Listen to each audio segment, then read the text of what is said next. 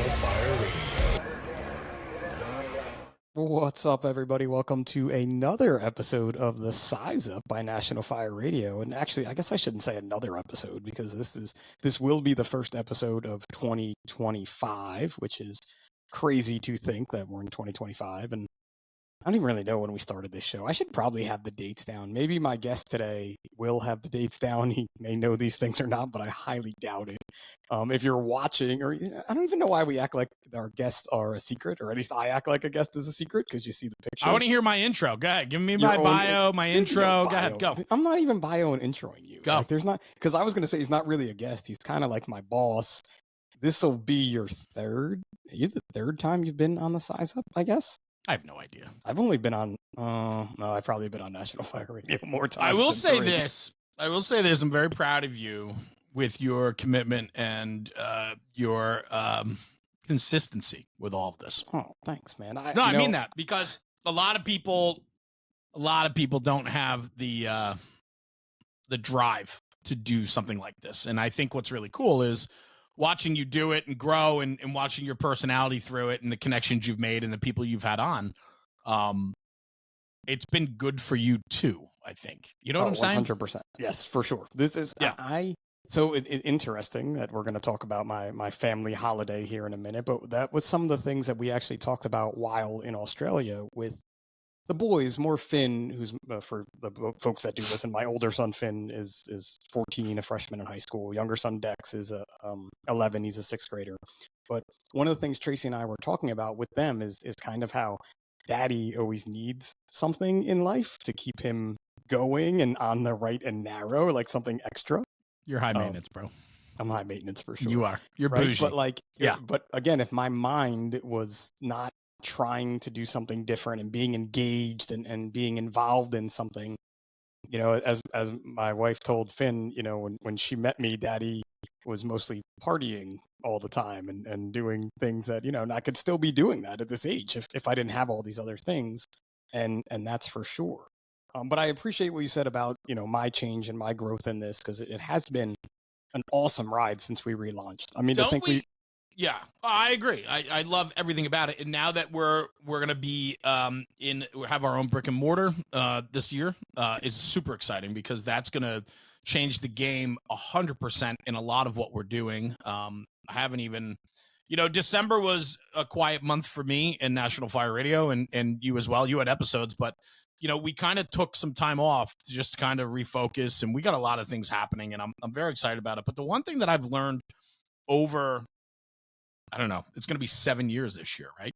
So the one thing that I've learned is I used to talk a lot, and I used to, you know, we're doing this, and this is what's going to happen, and this and that, and I've come to learn that it's just better off to, you know, work on it behind the scenes, and when things are ready to go, they're ready to go. And so we haven't talked much about the restructuring and what's coming with the platform this year in 2025. This is going to be a big restructuring year for us. It's going to be a potentially big growth year for a lot of different types of projects, but also we're going to innovate again. And, you know, it's been a lot of fun, but I feel like and this is real talk, like I feel that we got a little stagnant and a little, you know, comfortable, and I like being uncomfortable. So, we have a fantastic year planned, and you're a huge part of the family and what we're building. So I'm excited to see the fruits of the hard work for over these couple of years, and where we're headed this year is going to be a lot of fun. But I want to get back to something you said real quick before we go. You said daddy needs. That's weird. However, you're right. Tracy though. talking to my kids. We all need. I know. We all need what we need to be good. And I think what's really cool about that is like finding a spouse or a companion or whatever it looks like in your world. They have to understand, he, she, whoever, they have to understand what your needs are as an individual, which is the only way you can be good, say, in a marriage or in a relationship, right? Like if I'm not getting the satisfaction that I need, whether it's selfish that I need one night out a week with the boys, I need to have a cigar, I need to travel, I need to do this, whatever it is, you have to have that in your life in order to be good in the next step of your life, which is in a relationship. And then what's really cool about that, Pip, and this is what I admire about you, is I know you and I, it's not professional. We're friends. Like, we are friends. We talk a lot.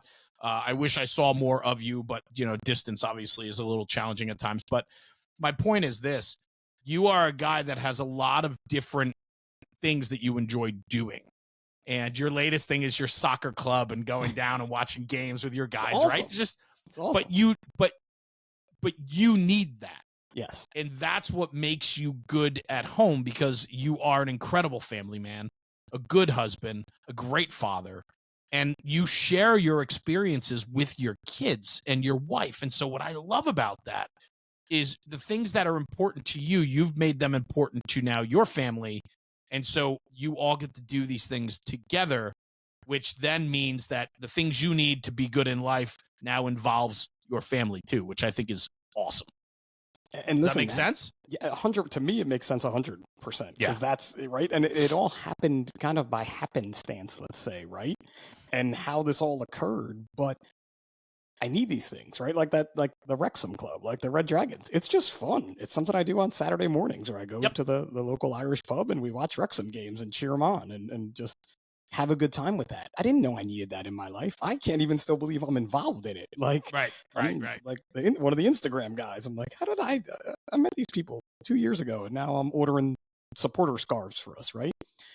And including my family and all that, how you kind of said, like, oh, you need to smoke a cigar once a week. You need to go out with the guys once a week. And all of that is great too. And I like to do a lot of those things.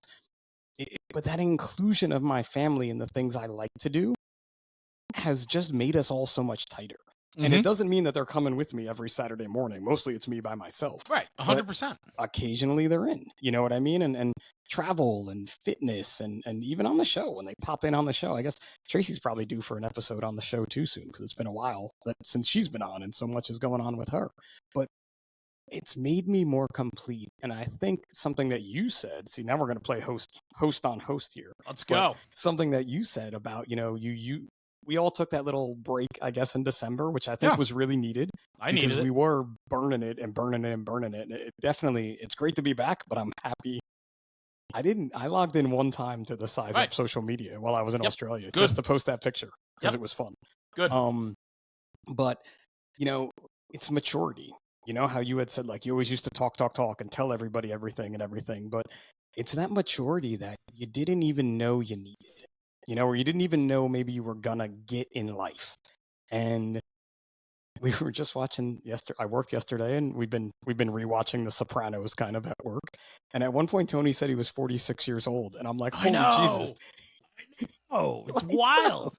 Tony Soprano and me are the same age right now, and in theory, in this episode. Yeah, and I'm older. I'm like fucking Uncle June. Excuse my language. You know what I'm saying? Like, it's crazy. When you put that in perspective, though, when you look back, like, I remember my dad's 40th birthday party. I remember his 50th birthday party, these surprise parties that my mom threw for him. I remember as a kid, those parties, and I looked at them and I looked at how old I thought they were. And now I think about the relationship I have with my kids, and my kids probably look at me like I'm old. I'm sure they do. But we're much younger than our parents were. I feel like, you know what I'm saying? Well, see, I do and I don't, because remember, I'm the mistake baby. So I was 12 on my dad's 50th birthday. So I'm lucky if I remember that. But I do remember my dad telling me almost my whole life how I kept him young, right? Because he's like, oh, like, we would go skiing. We were still skiing. He was 50, I was 12.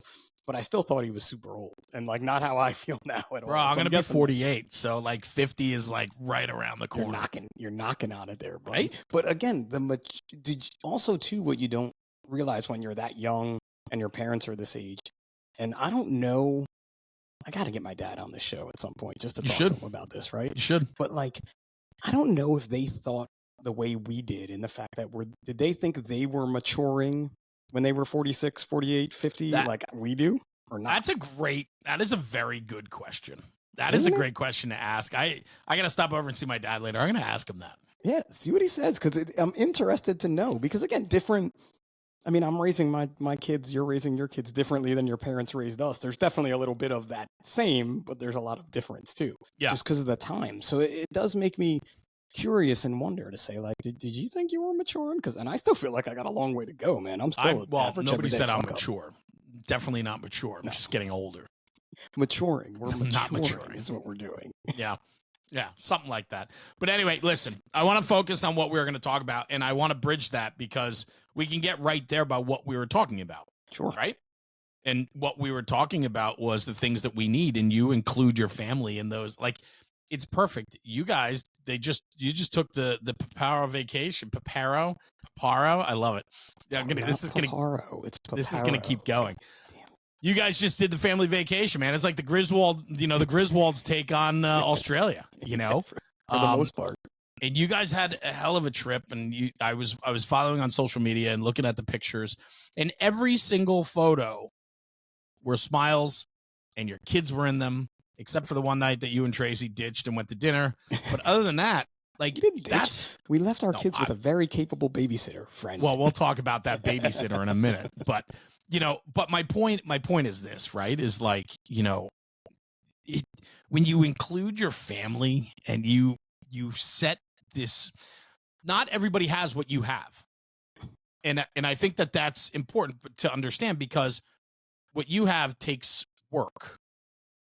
And it ain't perfect. It is not. Listen, we are not. We are more the Griswolds than we are the Osmonds, or what are that other? My family too, bro. My family too. We're not the Waltons. We're more the Griswolds, right? Right. The Simpsons. We're more the Simpsons, I would even say, if you have to do that. Yeah, but it's cool when I'm like, hey, I'm gonna run out. I gotta go run some errands. And one of my kids would be like, yeah, I'll go with you. Like, what? A 16 or 18-year-old daughter at home wants to go for a ride with their dad, or wants to hang out with their dad, or I love that. And that's because we've put the work in to allow for a relationship like that. So your trip, man, I want to hear all about it. We started talking the other day on the phone, full transparency. We started talking the other day. You're like, hey, I need an episode. Can we just do this? And I go, yeah, stop telling me about your trip then. Yeah. So here we are. And with that transparency and whatever we want to say too, I had planned on kind of doing an episode by myself. And then you were like, we should just stop talking now and I'll come on and we can do it. And it really, like, the light bulb went off in my head. You're going to help me tell my story, just like. Yeah, and to be frank, nobody really wants to listen to you for an hour. I don't think so either. I definitely. I don't want to listen to me for 10 minutes. So I'm amazed we're at almost 100 episodes. I think this is 99. Because if that thing says, that says 98. Bro, it's the consistency. The hard work, the consistency, and this is going to be a big year for it. I think that this is going to be a breakout year for a bunch of the shows on our channel. We're going to have some new shows coming out this year. We're redoing the whole media group side of National Fire Radio, which is just going to be a win for everybody. I'm pumped for it. But listen, man, 99 episodes is no small feat, and crazy. But you crazy. You put in a lot of work, and you deserve all the recognition for it. So, where are we going? What are we talking about? Let's go. So Australia. I mean, we did Chrissy New Year. Everything Other in side Australia, of the world. Everything in Australia gets shortened. So Christmas is Chrissy, breakfast is brekkie, a chicken parmesan is a chicken parmy. I don't know how I feel about this.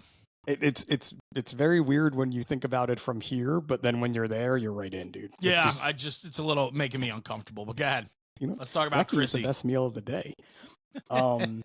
Yeah, so we did 2 weeks over there. We got there on the 21st of December, which happens to be the date in a very famous Australian Christmas song called How to Make the Gravy, that the boys and I have been listening to, thanks to my mate Gerard and his friend's band Luca Brazzi.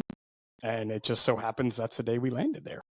And we did 2 weeks. We were in Sydney. And then we went to Gerard's parents' house out in the outback, which is in Gilgandra. And then we headed back to Sydney, and we did New Year's Eve, which was amazing. Sydney Harbor New Year's Eve is once in a lifetime. I will never go to Times Square, but I went to Sydney Harbor. Your photos and video were just unbelievable. We had a great spot, too. Yeah. So we were in Taronga Zoo, which is across the harbor. So we took a ferry to get there. And we went to the zoo all day. And then they had like a special event at night. So you had to leave the zoo and you had to queue, because you don't stand in a line. You queue all the time. And we got that. Gerard actually got that amazing spot for us. And we had a view of the bridge and the opera house. And it was just unreal. So why don't we do this? Because I think what's really interesting is this trip started long before you bought the airfare to go. Oh, for sure. Yeah. Right. It's based on a relationship that you've made with Gerard Mann, who is just an incredible human being. I've gotten to know him. Legend, as they say I in Australia. Legend. absolutely love the guy. He is as good as they come. But give me the background on all this, because like you guys have been, in your words, mates for quite some time, man. It's his words, actually, mates. But we have Well, it's now yours. I mean, you're, I reckon. Go ahead. I reckon it's mine. Here Dude, it I is. got it. How's it going? Not bad. How's it go? That's what they say. How's it go? So yeah, 555 Fitness was in its Facebook and Instagram kind of infancy, and this dude Gerard started 10 years ago. Yeah, 11 Probably years more ago. than that. 2013 is the first year for that. So 12 years ago. 12. Yeah, April 29th will be the official start of 555. I didn't come on until December of that year. Got it. But so I guess it was 2014. Gerard started commenting or messaging the page from Australia. He was just a young fiery in Australia who was really into fitness and was like, I love what you mates are doing. Can I get a t-shirt? And we're like, sure, we can do international shipping. Having no idea I didn't have the international shipping button clicked on Shopify at the time, so he couldn't buy one because we had no idea what we were doing.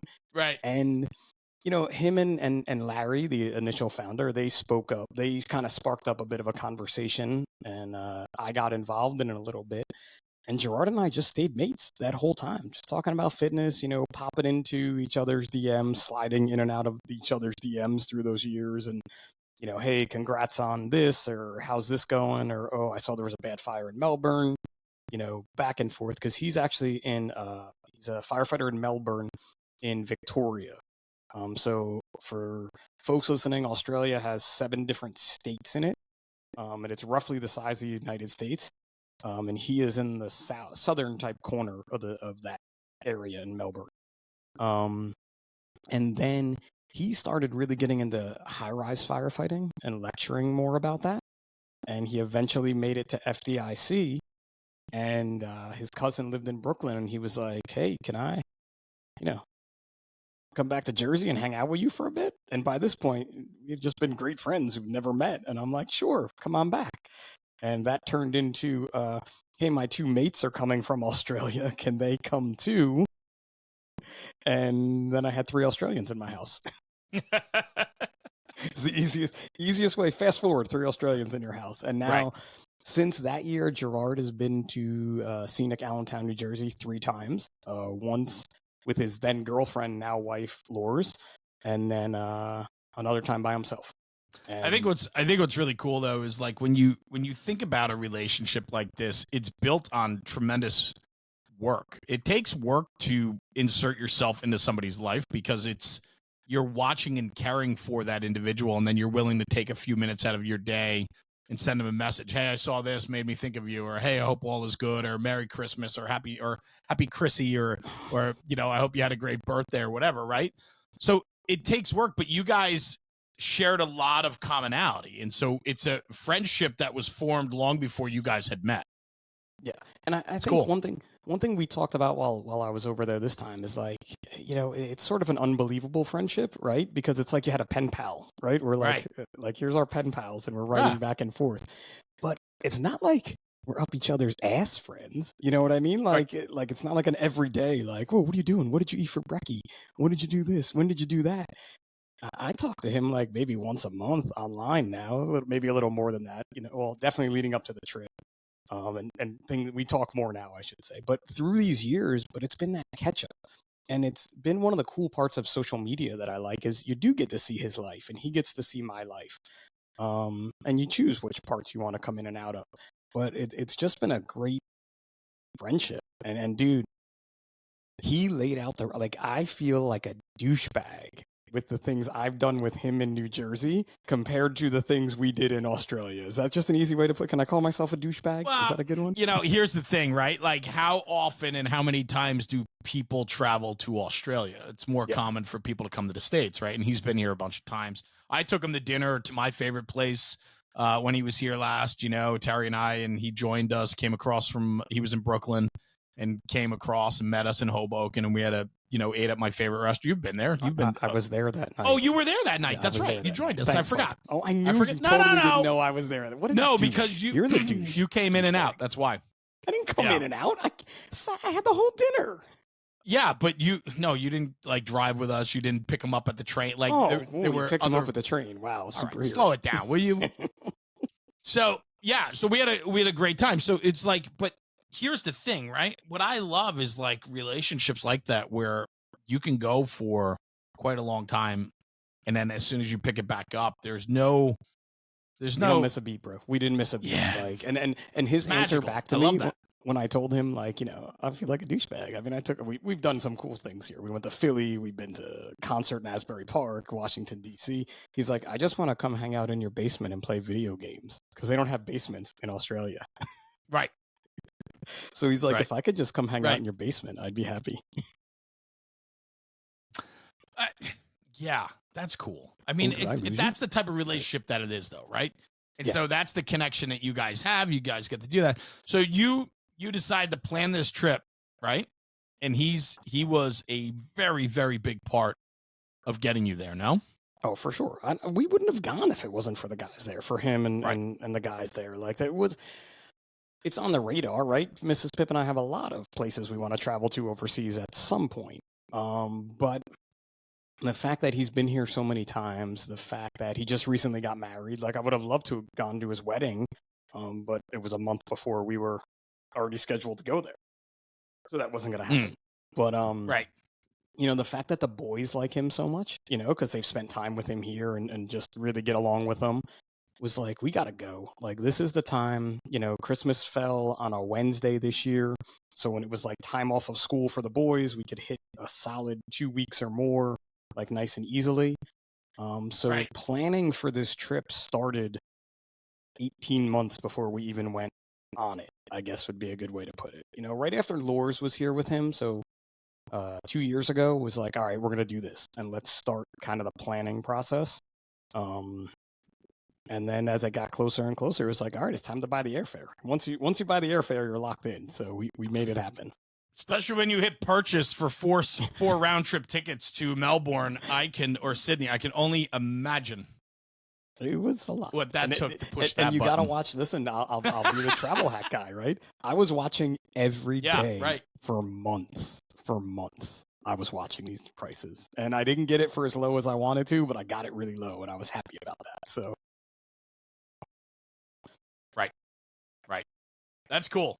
I mean, listen, a trip like that is kind of like we were talking about that. It's kind of like a once in a lifetime trip. Like you're not jetting over to Australia, every other year, unless you can afford to do so. But it is a cost prohibitive trip. I mean, you got to commit to this and find ways to save costs because airfare alone is going to run you, for 4 people, probably $12,000, $15,000, $20,000 when you look at just the airfare alone. Easily. So it is a hell of a commitment and trip. And again, though, but that commitment too, and all credit to Mrs. Pip, to Tracy, the day we said we're going to do this, 18 months ago, whatever it was, she started saving.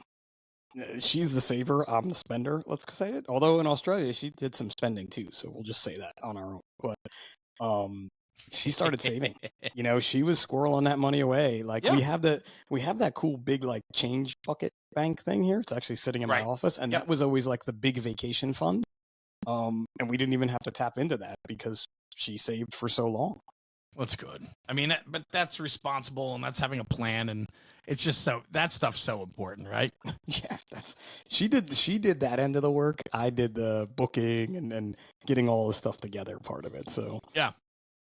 So break it down. Like, let's go. Like, what do you want to talk about? What we're like. People are getting bored here, man. I'm getting bored. Let's go. Getting bored. We're talking about it. So I mean, Australia is an amazing country. Go. Plan the trip. Great people. Great place. To put it again into kind of more perspective, we basically went to Sydney for most of the time. Okay. And then we went into the outback to Gilgandra, where Gerard's parents lived. So in American terms, we spent our time in New York City and then drove to like Ohio, right, for Christmas, and then drove back. and it was unreal. Like Sydney itself is a humongous city with loads of different.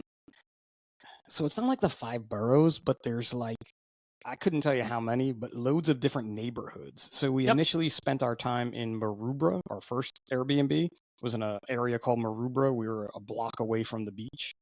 Now you're staying, like Gerard's staying with you guys? Yeah, Gerard and so Laura was with us in the beginning when we landed. So Gerard and Laura, Right. so we got a big Airbnb right by the beach. Yep.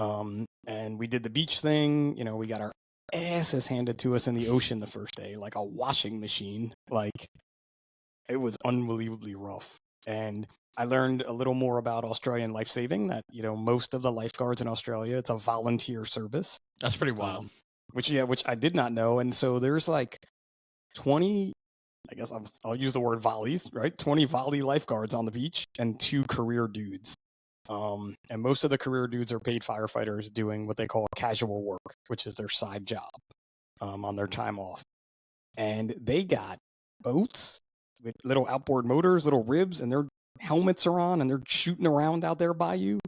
We did watch a guy get washed out and get picked up by the boat. He was not in any type of like drowning. He didn't look like he was drowning, but he could have been. Pulled out. Yeah. Or he was going to hit the shark net because most of the beaches are blocked off by shark nets. Really? Yeah, lots of sharks. So that made it a little interesting. Another cool thing, we went to what's called a rock pool. And it's basically a pool, but the ocean spills over the rocks to fill it. Okay. And again, that was on the super rough day we went there the first time. And when you were out like on the ocean kind of line of the pool where the rocks were, when the waves were coming, if you weren't holding on to the piling, you were getting going for a swept ride. right out. You were going for a ride, like one way or another, whether it was in or out. Yeah. Which was fun as hell. That part was like beyond fun. I thought it was really interesting. One, the lifeguards are volunteer, which is pretty wild, right? If you think about it. But again, you're talking about a massive island the size of the United States. So the beaches, what did you say? How many to go to every beach was 6.5 years to go to every beach in Australia? An Uber driver told us 6.5 years. Yeah. And then what I really loved about it was you said that these lifeguards are brought to you by Toyota, right? DHL. They wear a yellow shirt with the red DHL logo right across the chest here. That I'm like, that is perfect branding. But look, man, they're smart, right? They're out there, volunteer life-saving service. Get some sponsors. Everybody sees you. We noticed it here. We're talking about it on a podcast, so clearly it worked well, didn't it? Yeah, yeah. But I just it's cool. That is cool. It's different. It's unique. And it's just one of those things that you wouldn't put any thought to until you see it. And they have the huge lifeguard tower, like the big stuff. Right. So interestingly enough, too, they don't have like how we have here in the States and in New Jersey, like the lifeguards sit up in the little certain areas, right? The little stand. Right. They don't have those. They have like one big ass building at the beach, and then the lifeguards just stand on the water line, and the paid dudes mostly were in their little buggies kind of higher up in the back. And then when people aren't swimming within the lines, within the flags, the guy will get on his little megaphone and he'll be like, all right, everybody, the undertow is strong today. You may be drifting to the right, so look to the beach and move yourself. Like in a very polite way of like, move yourself over, or they'll just come diving in and tell people to move. Or they bring out the boats. And everybody does. Everybody complies. Everybody does it for with the a most smile. part. Everybody complies. Yes, right. Everyone. The politeness factor there of almost everyone we met. It's I don't want to say it's un-American, but like it's just not the attitude that we have here in New Jersey. Is that a good way to put it? Well, there's something to that, man. Yeah, there's something to that. They have a different lifestyle there that I thought I knew about it from hanging out with Steve, Danny, and Gerard and Braden, but until you're there and experience it, it's not fuck it. Even though that's kind of the way that they describe it, they do curse way more than we do for sure. Like, is that right? I mean, in like a professional environment, let's say, they're still just dropping F-bombs left and right. But I think it's because they're so far away from everywhere that they just have their own laid back lifestyle down there. You know, they don't really have a lot of foreign influence, aside from what I could see was a lot of like Asian, Japanese type influence, because that's kind of like the next closest Right. mecca, I guess would be. You immersed yourself though. I mean, you had an experience that probably a lot of people don't get to have, right? One, you went for 2 weeks, which is amazing, right? That opportunity. But two, you had a home turf tour guide Yes. who was able to quicken your learning curve or point you or take you in the right direction to all the things that we want to do, right? He really was able to provide you a hell of an experience that probably most touristy people don't get. No, not at all. I mean, he was amazing. We even made the joke. I'm like, you can't possibly know all these things you're telling us. I'm like, are you Googling this? Or are you just making it up?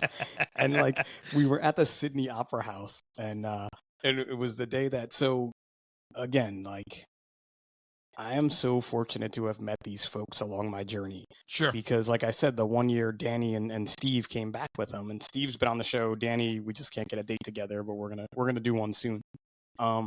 Steve flew in with his whole family for 3 days and hung out in Sydney with his wife and his 2 kids, and he was so excited. I mean, I was excited too for the kids to meet. And Declan is closer in age to his son and daughter than Finn was. Those 3 were like, hey, what's up? I'm Dex. I'm Jordy. I'm Felicity. And they didn't separate themselves for 2 days. Like, just Declan has little friends in Sydney now, or in Melbourne, I should say. But to have those guys come in, and Danny came for 1 day, got on a plane in Melbourne, landed at 7, and took off again at 8 o'clock at night and flew back to Melbourne. And he was on the wildfire line the day before that. Wow. Making turbo cash, which is overtime money.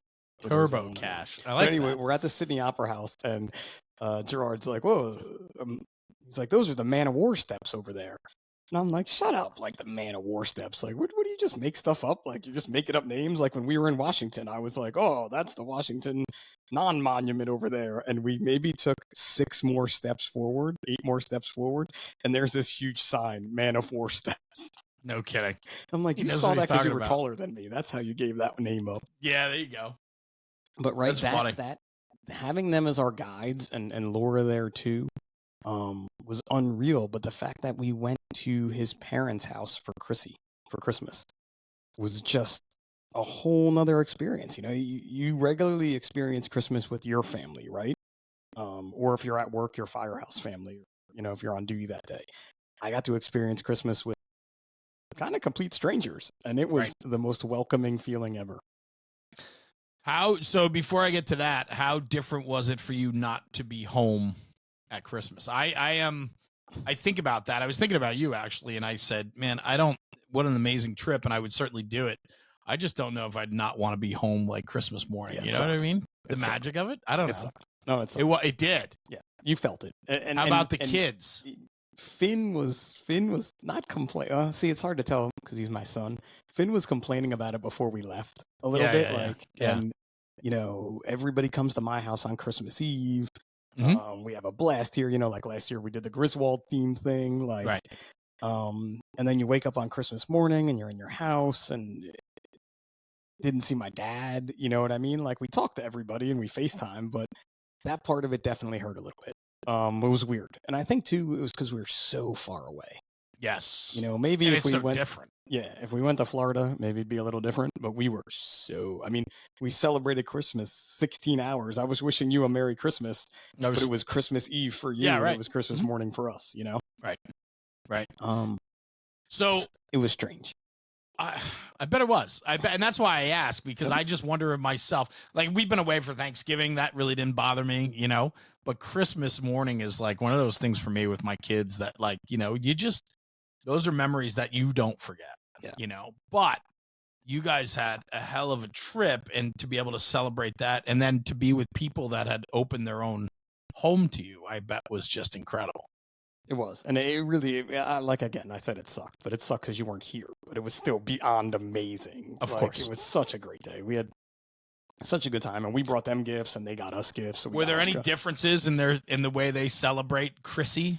Yeah, so we got to do bonbons, which are the paper, you pull them and they explode, and then you get your paper crown that you wear at Christmas lunch. You do cold lunch in Australia because it's so effing hot there. What's cold lunch? Like ham and chicken and prawns, lots of seafood, but not really many hot dishes. Like, Got it. and for some reason too, they think we cook turkey on Christmas, and I'm like, no, that's Thanksgiving. I'm like, I make a prime rib on Christmas, Yeah. on Christmas Eve. Like, Yeah, we go red meat. yeah, like they were very much like, are you guys gonna be okay without your turkey? And we're like, what turkey are you talking about? Like, wrong holiday. Do they have turkeys in Australia? Yeah, not that I saw.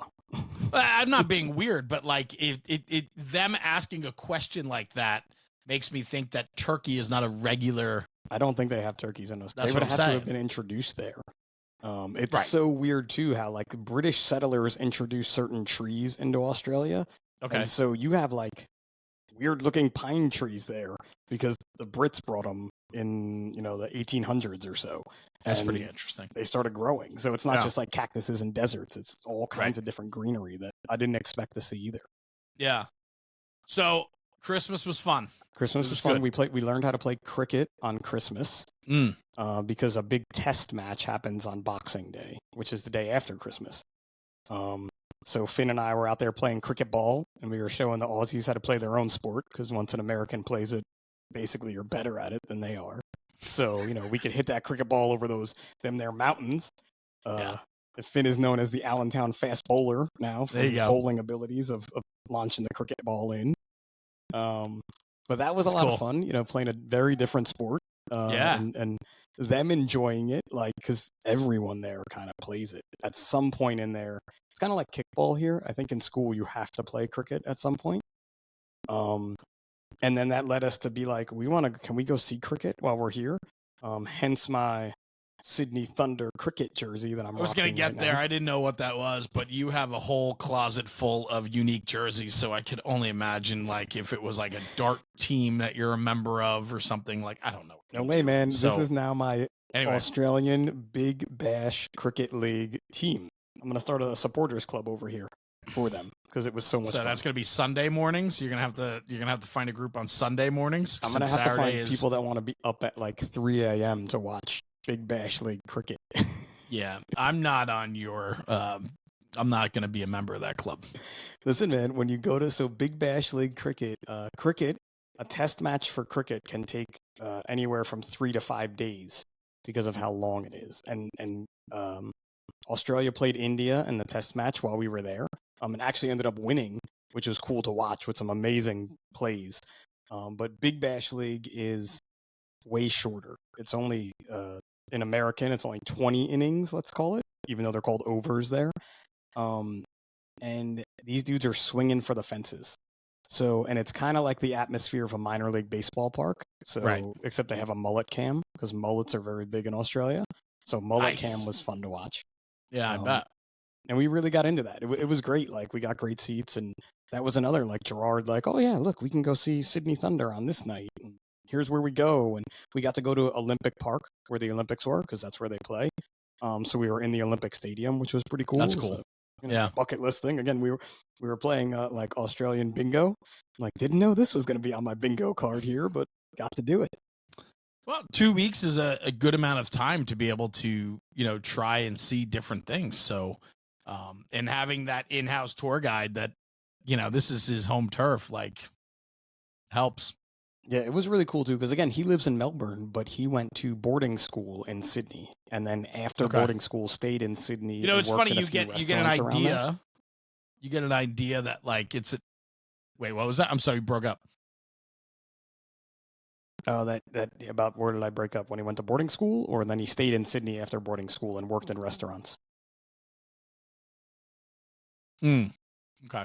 You the recording, I don't know if that just got weird for you or got weird for me, but that's okay. It like locked up and I couldn't hear you. I just think, you think of Australia, you just think it's like an island and like you can just hop over there, but it's much, much bigger than that. And so it's like, oh yeah, Sydney, Again, like, it's the size of the United States, dude. Right. That's my point. That's my point, right? It's conjuring up an image in your head of what it is, and it's just so very different than what you assume it to be, Yeah, and so that was a big question, especially from the guys. Like, so what's your opinion of here? And I'm like, it's really cool. When they were asking us, it was still maybe we were only there for like a week. And so by week 2, it became just how different it was and how amazing. Like, right, I had this thing built up in my head. Everybody does, oh, Crocodile Dundee and all these Right. animals that are going to kill you and shit, right? But it was just how kind of special the place was, and again, how removed they were from American culture is an easy way to put it. Like, even though they have a lot of American culture there, and obviously music and TV and things like that are very much the same as we are, but they're just so far away and it's so different. Yeah, and well, so I don't know what's going on. You're locking up again, so hopefully the audio is good. What I was gonna say is, can you? There you I are. got you. Is this good? You're good. Yeah, I haven't locked up at all. seem It's to be on my good. end then. That's weird. I It's haven't had a more on your problem all end, day. yeah. All right. Well, apologies then.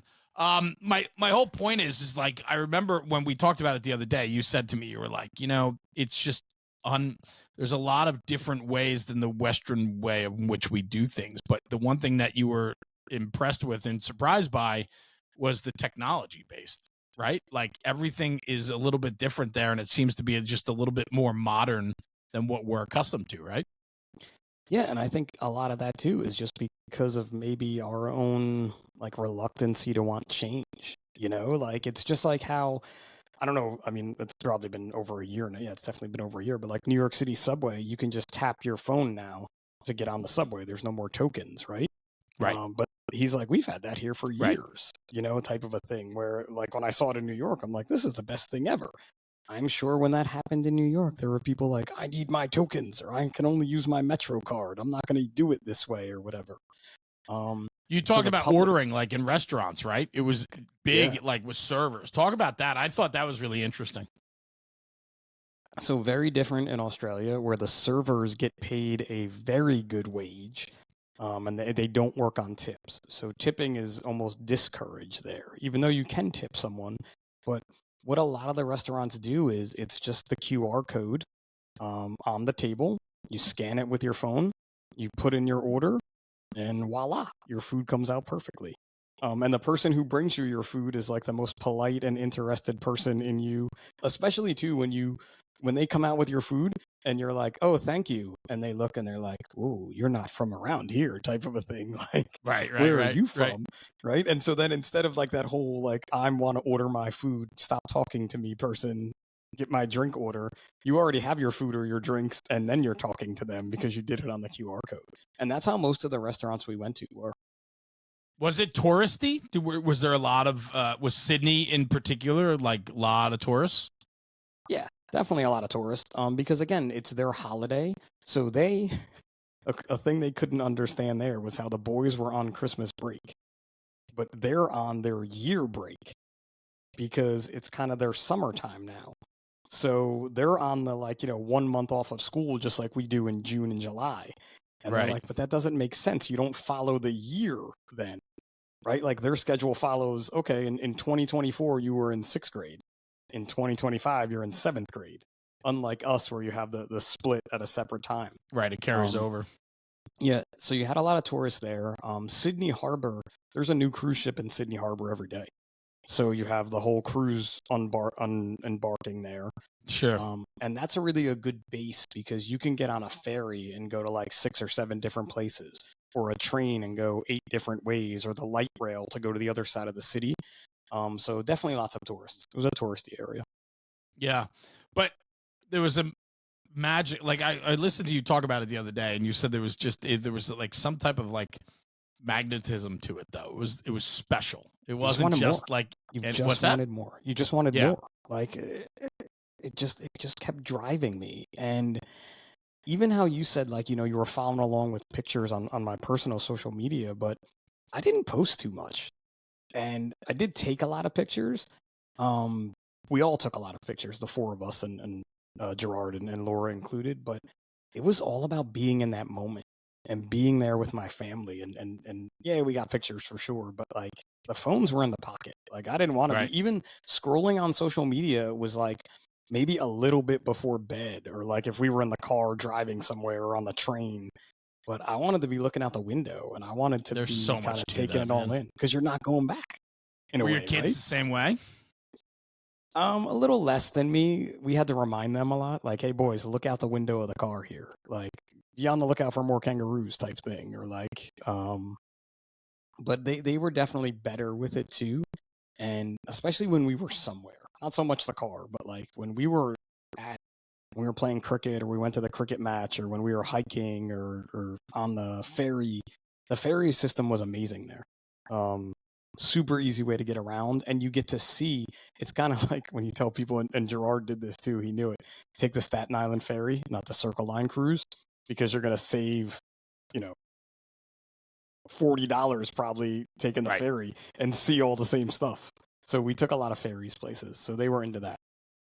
Well, lots of water makes sense. I mean, what a great way to see it from the water, right? It's like when you take a tour around Manhattan, right? Or go up the Hudson River, or even when you're across the river in Hoboken and you're looking at the city at night. It's special, you Yeah. know? And Yeah. the lights at night were unreal. Mhm. Like I the can only opera house imagine, at yeah. night was beautiful. The opera house way smaller than I thought it was going to be. Tracy said the Right. same thing. It was kind of like if you've ever, I don't know, have you been to London, Jay? No, Big no. Ben, not as big as you think it is. So like the same thing Okay. with the opera house. Like it's And like, the oh, Opera that's House is like the iconic, like yeah, that's overlooking the harbor. It's got the, for lack of better words, like the shell, like the clamshell look, like there's the. ooh, It's they're iconic. sails. They're not shells. They're Sails. sails. I Is learned that that what it one is? while we were Okay. there too. Yep, they're sails. Yeah. And it's right by the Sydney Harbor Bridge, which is kind of like, again, that's iconic Australia right there. Mm-hmm. And being our flight home got canceled. So, hey, welcome to Travel Nightmare. 24 hours before your plane takes off, they say there is no plane. You're canceled. And it's You're not canceled. necessarily easy to get 4 people back from the other side of the world. So we had an extra 2 days in Sydney. Yeah, you hung out a little bit longer. We did. And Gerard had to go back, he had to go back to work and to lure. So it was just the 4 of us, which was kind of sad to not have our big buddy there with us, not have the bear with us. But it was also cool to just have the 4 of us together doing different things. And Well, it was at a time in your trip where you had just spent literally almost 2 weeks getting to navigate, understand the ways of the land, if you will. So to have an extra day or two, just the 4 of you, you kind of navigated that space by yourself. But Gerard helped you find your way to that moment, which I think is super cool. he was training us. That's what he said. Yeah. He was training us he was actually training us for the moment home. Getting home on New Year's Eve is what our training was for.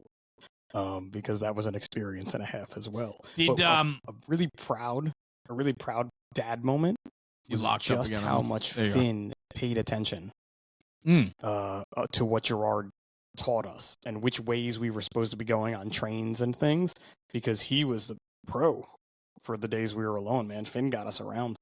So I was really happy about that.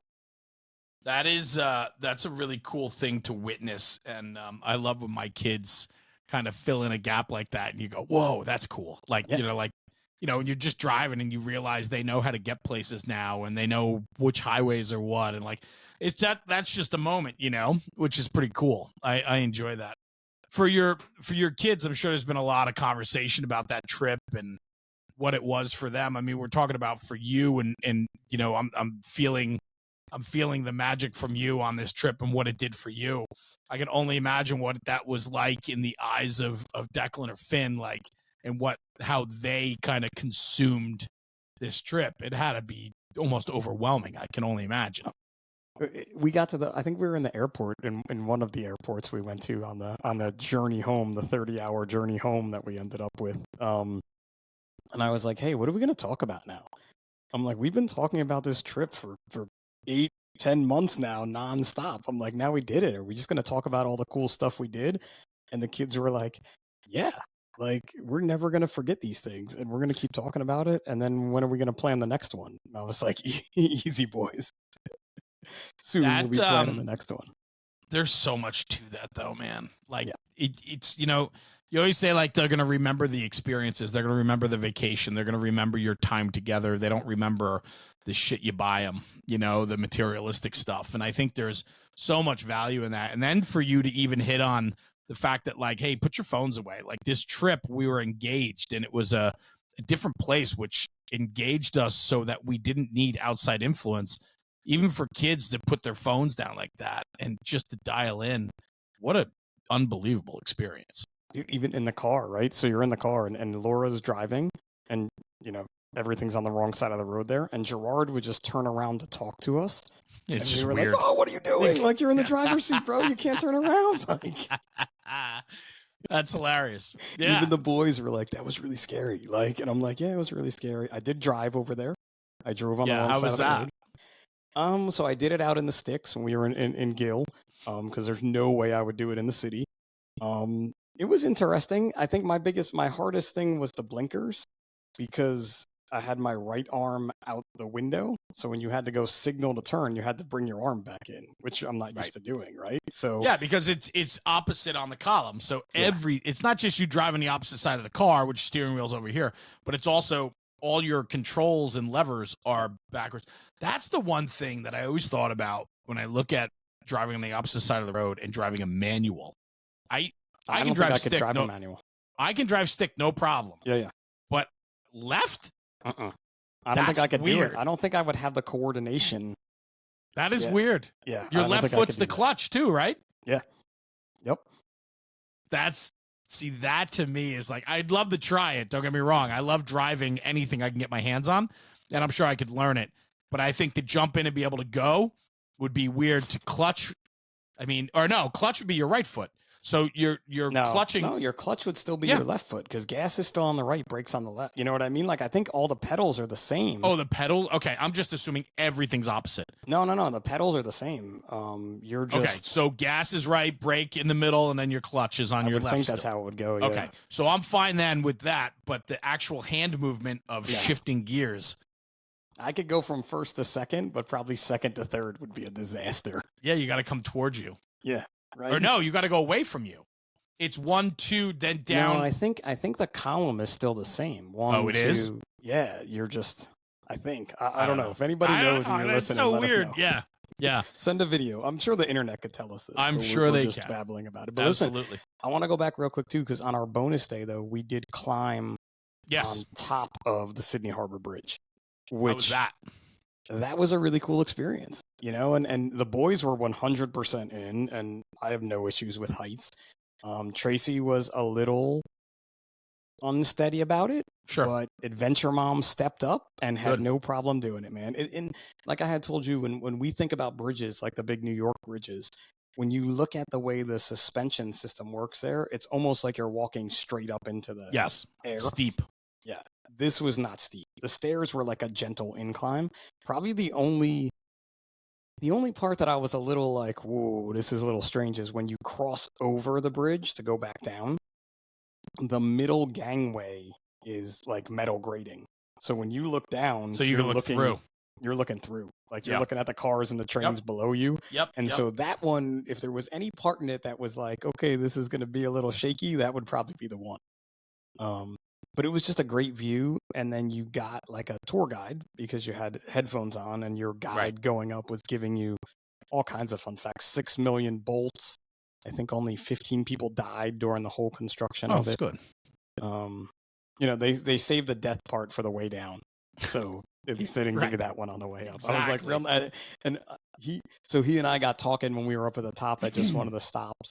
And I had made a joke about like this being a great retirement job. And he's like, oh, what do you do? And I'm like, oh, I'm a firefighter. I'm like, so, I know how to tell stories and lie to people that don't know what they're doing. And he looked back at me and he goes, we have a saying around here. You never let the truth stop a good story. That's right.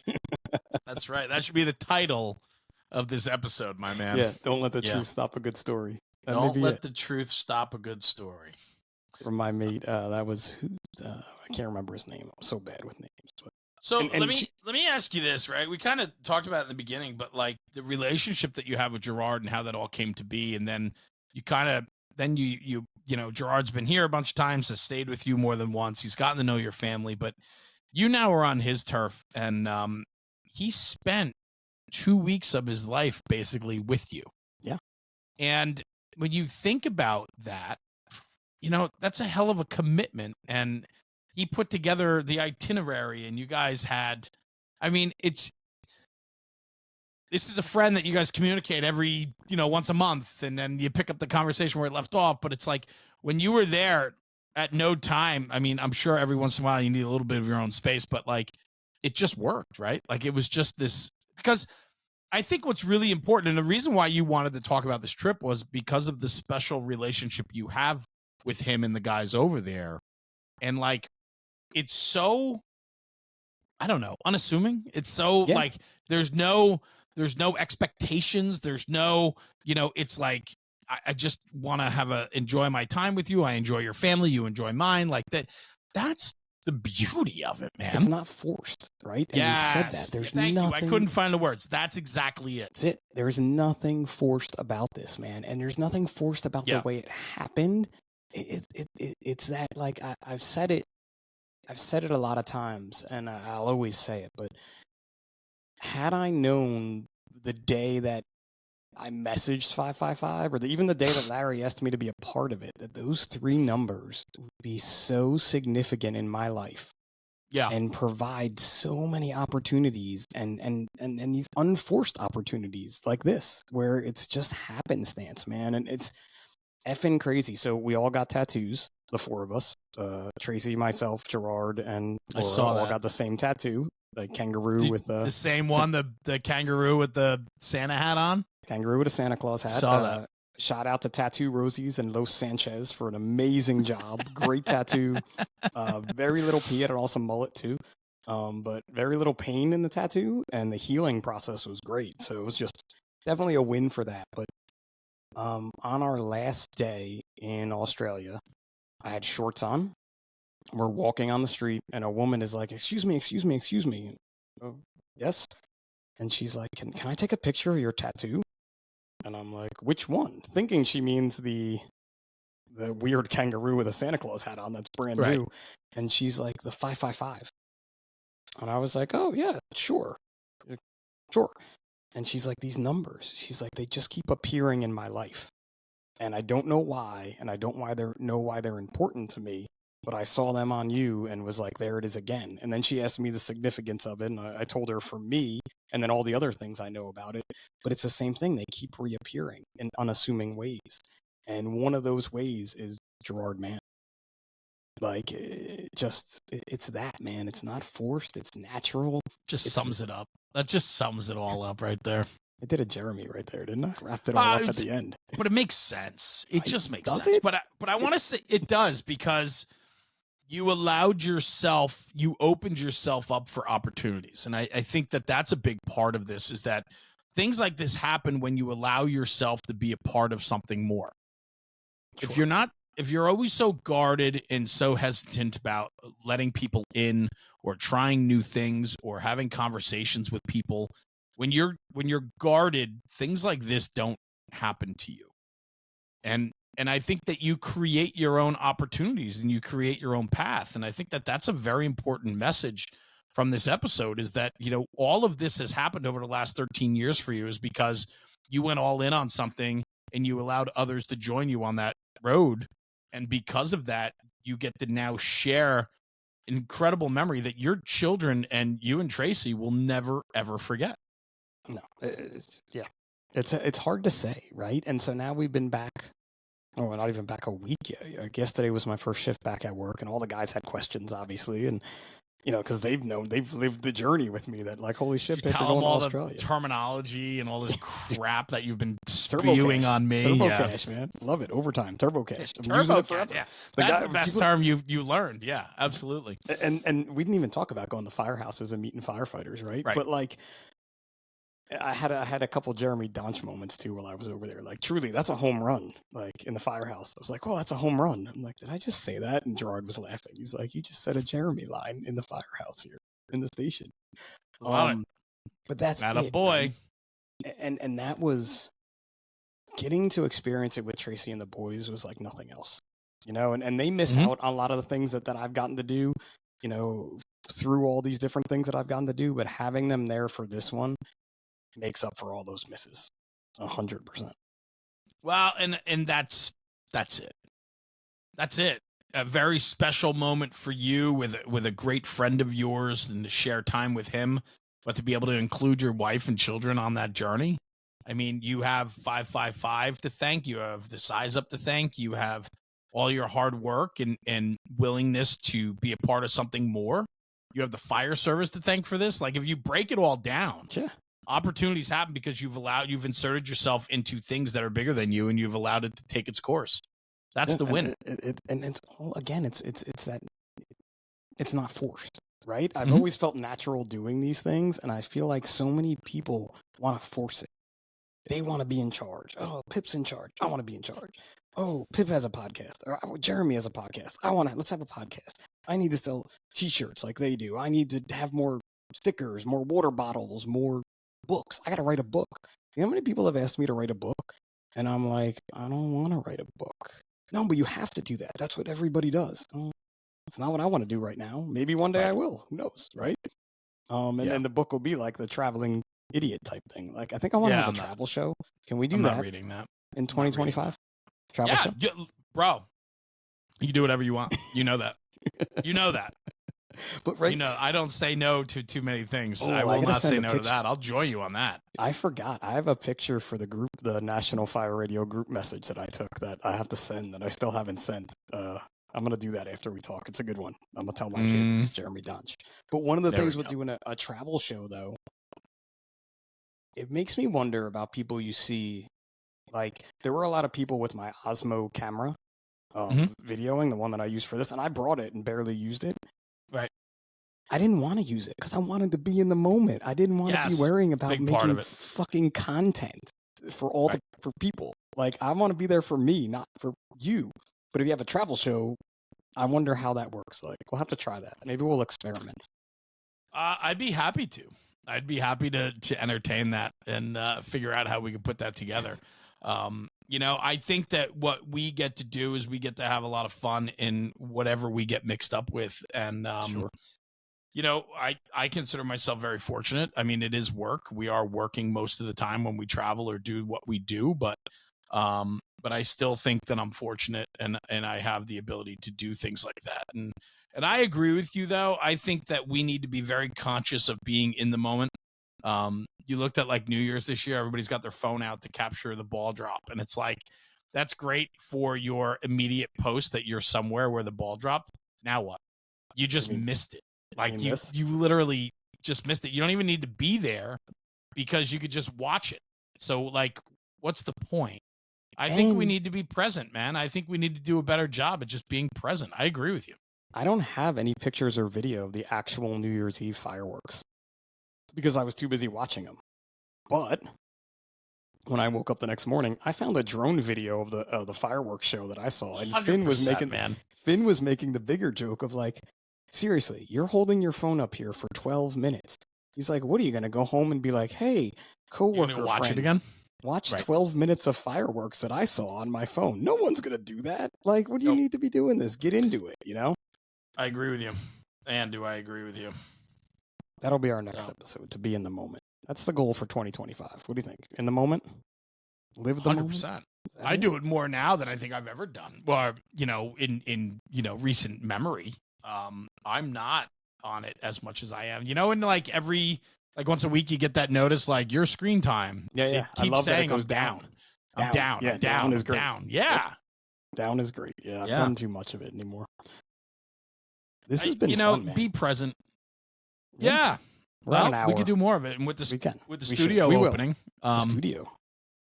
Well, with the studio, what's great is you pick a day, you come up and we just hang and we can do this in studio. And, you know, it's just going to be a lot more comfortable. The studio is not going to be your typical, like, we'll have like different setups and stages, if you will, and so on, recording areas. But we're also it's also our offices. And so we're going to have, you know, like you'll have a workstation there for yourself that you can come in and sit down and do whatever you want. But the point is like when we're all hanging out there, it's going to become a massive think tank of the people that inspire me and scary ideas. It's wild. I'm so excited. I'm probably about a week away from getting the keys, and once we have the space, off to the races, man. We're going to be kind of really pushing the envelope again, and I'm excited for that.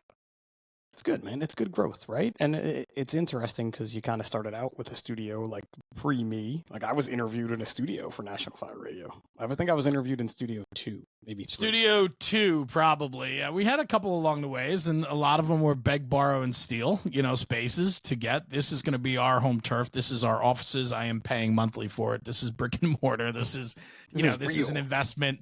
But it's going to allow us to really build our brand and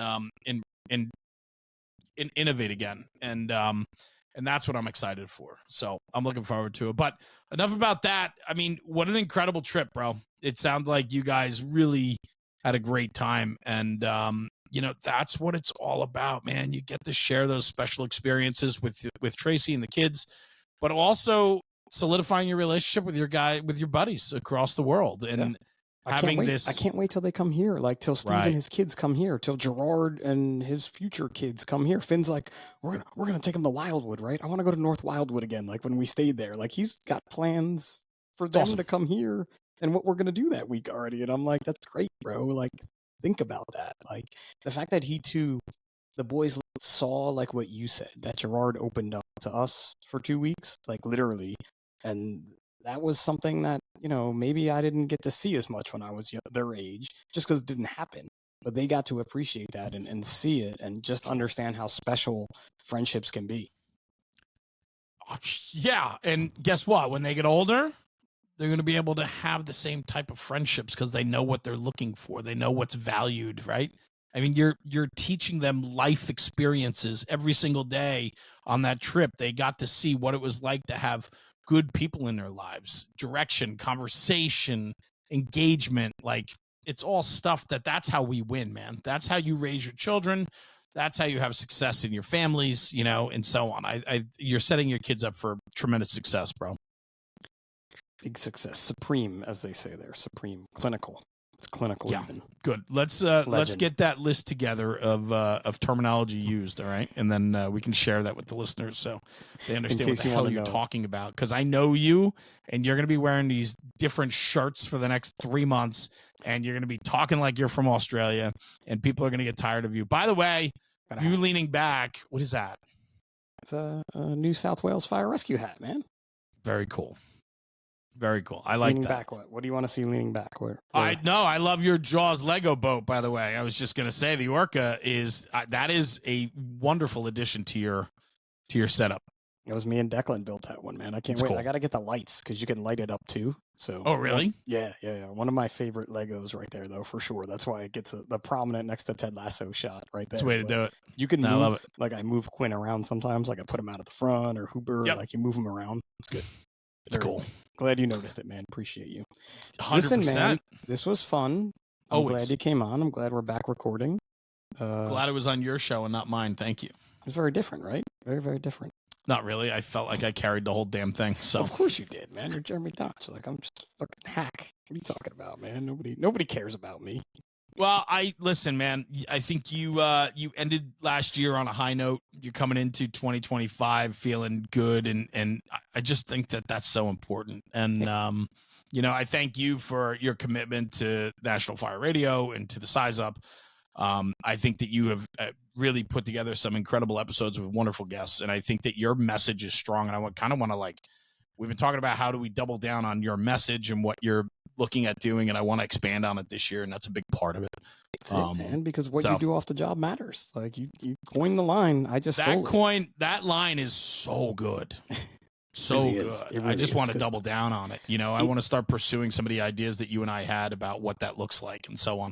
That line has changed me, even though what I did off the job mattered before that. But since I put that line into my life, it's just like the 3 5s that are tattooed on my leg.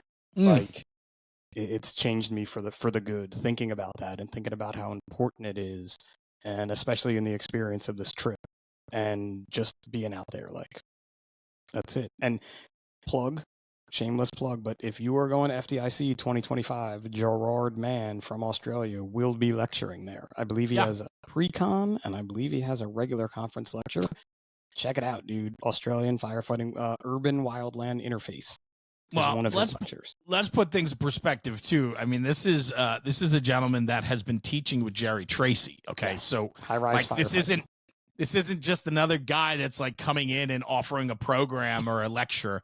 This is a guy that has traveled the world alongside of a very prominent, high-rise, recognized individual, Jerry Tracy out of the FDNY. I mean, this is one of the big names in the fire service, and Gerard teaches right alongside of him.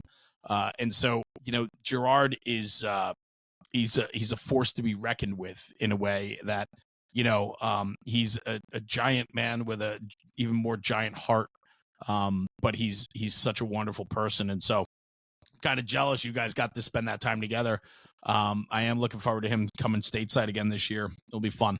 But man, I'm happy for you, and I'm happy you got to have that trip with your family. Sounds amazing.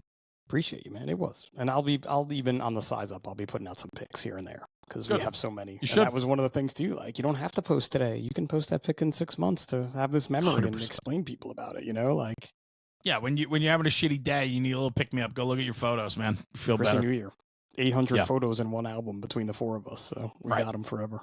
Very cool. Awesome, man. Well, thanks for coming on. Thanks for having me. For the Size Up by National Fire Radio. This is so. Pip. What do you have? Episode 100 next? I do. That's pretty cool. It is. And do you know who it's going to be? I don't. And I just kind of realized it is. And I have a couple recordings set up next week, but I'm like, oh, I got to maybe slide 100 in there. So it might be Mrs. Pip. We haven't done one in a while, so maybe I'll keep it. We can talk about the trip a little bit and life in general. It's cool. And what she has going on. The one thing that stood out to me about you, I love this. I don't know if you've shared this on your platform because I don't listen to your stuff, but thanks. But can you at least go and listen for a little bit? I need to download. I do. I promise you, I actually do. I listen. Come on, to you gotta help the platform, man. I love your date night thing. That was fun. 52 or 52. We did it for 2024. And I don't know. Actually, no, I was talking to somebody else about it who said they loved it. Some nights we went out and we barely even talked to each other.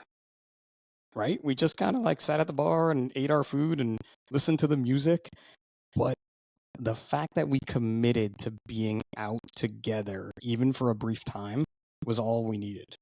And then some of them were even a little forced, or it was like, yo, we got to go, man. I'm not missing this goal. We set a goal. But 52 out of 52 was fun. It was a good time. I think it is fun, and I'm glad that you did that, and I'm glad that you're sharing that because people should take a page out of your notes there and work harder at what they have at home. I'm not going to coin it. My old CrossFit buddy Adam Klink did it with his wife the year before, and they have 3 small children, so it was way harder for them. Being able to leave the boys, go to a few local spots where we became friends with a lot of folks that are there. So it was a good way to meet other people because you keep coming back. The fact that we had a CPR save on one of our dates, I guess, that's pretty wild. Yeah, a little more known in the one place we go to because, that's them. I know, bro. That when we took a few weeks off of going there after that occurred, right? And when we walked in, it was like almost like the Animal House thing. Like the music stopped and everybody just was like, "That's Otis, my man." That's us. That's pretty cool. But yeah, 52 of 52. And listen, we did one already this year. I don't know if we're going to do 52 of 52, but we're going to try to get out once a week for sure. We're probably not going to post about it and such, but we're going to keep trying that because it was just good, man. Just a little bit of time just for us. It is good. And I think it's what you make of it, right? But that's one of the things too that, again, you got to make it good. I'm not trying to force our friendship or anything like that, but trying to make, like, having the studio. I'm setting a goal of at least once a month to be up there, which isn't necessarily the easiest thing in the world to do, but I can do it once a month. Now if I was like, oh no, I'm going to do it once a week, I'm going to be up there. It's just like the people that want to run a marathon. And I'm like, why don't you run a 5K first? Set that goal and then get to the marathon. It's good. We have a studio once a month. I'm going to be there at some point. Yeah, you'll be there more than that. I know you will. Hopefully. So. It's gonna be a special place. I'm excited. Nice. All right, man. We're way over. All right, we're out of here. So thanks for listening, everybody. For the Size Up by National Fire Radio, this is Pip. And remember, what you do off the job matters. Sure does. He's got to get the last word.